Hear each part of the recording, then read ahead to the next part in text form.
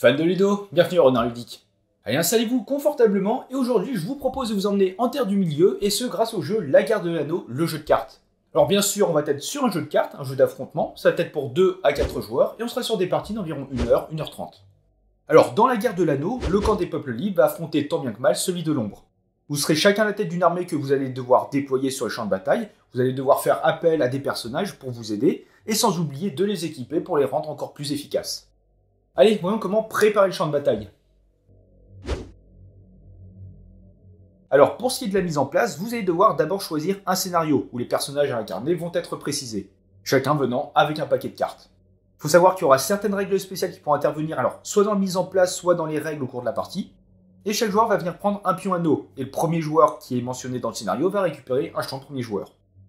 Vous allez séparer les cartes champ de bataille de l'ombre et des peuples libres avant de les mélanger.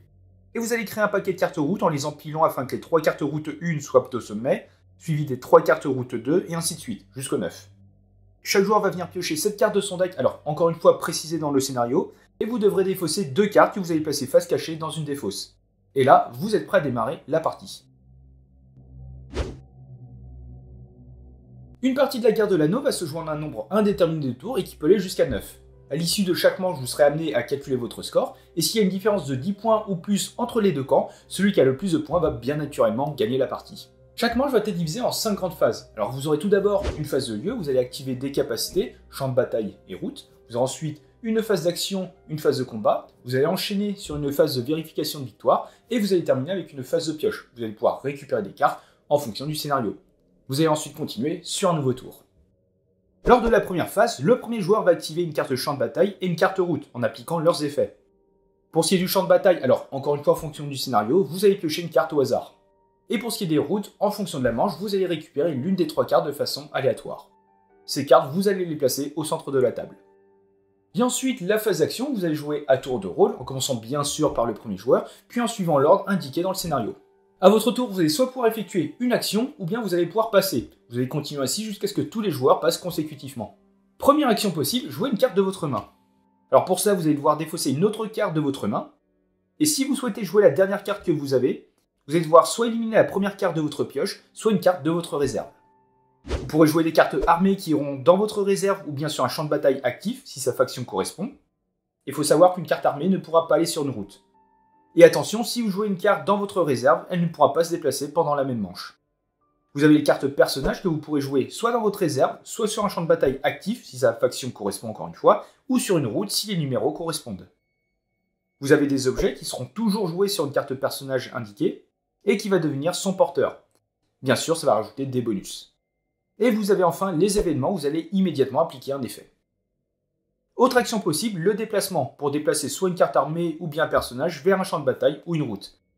Alors pour rappel, les cartes armées ne pourront pas aller sur les routes, et si une carte vient d'être jouée dans votre réserve, elle ne pourra pas se déplacer lors de cette manche. Vous pourrez également comme action défausser l'une de vos cartes, après à vous de voir quand est-ce que ça peut vous être utile. Vous pourrez aussi défausser 2 cartes pour en piocher une nouvelle. Vous pourrez autrement utiliser une action d'une carte déjà en jeu, ou bien vous allez pouvoir utiliser un pion anneau si le scénario le permet. Une fois par partie, vous pourrez éliminer ce pion pour piocher 2 cartes.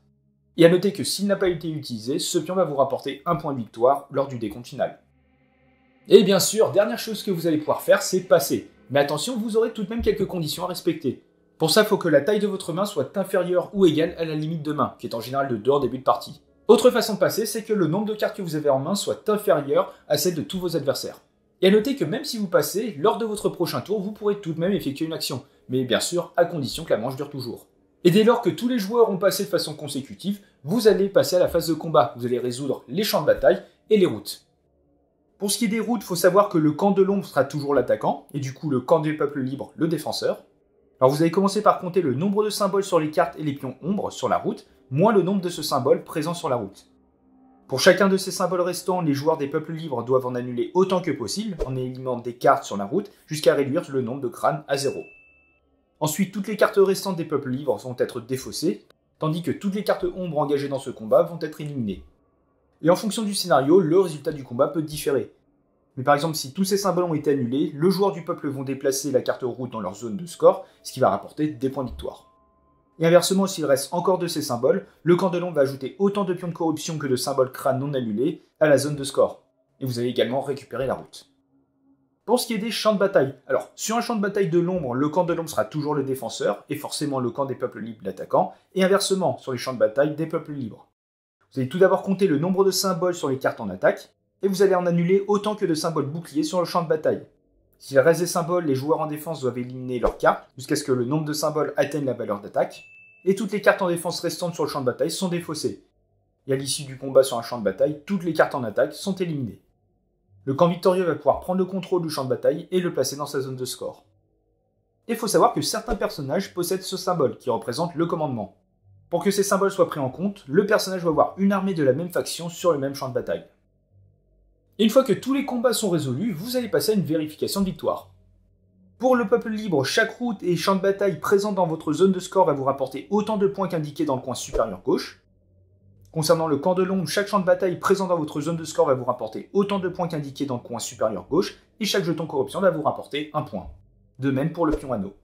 Et après que chacun ait calculé son score, s'il y a une différence de 10 points ou plus entre les deux camps, celui qui en a le plus sera déclaré vainqueur. Et si vous arrivez à la dernière manche, c'est-à-dire la 9ème, le camp avec le plus de points remporte la partie. Et en cas d'égalité, c'est le camp des ombres qui gagne. Et sinon, vous allez passer à la dernière phase, donc la phase de pioche. Vous allez récupérer autant de cartes qu'indiquées dans le scénario, et vous allez également transmettre le jeton premier joueur au joueur suivant. Et vous êtes prêt à démarrer un nouveau tour.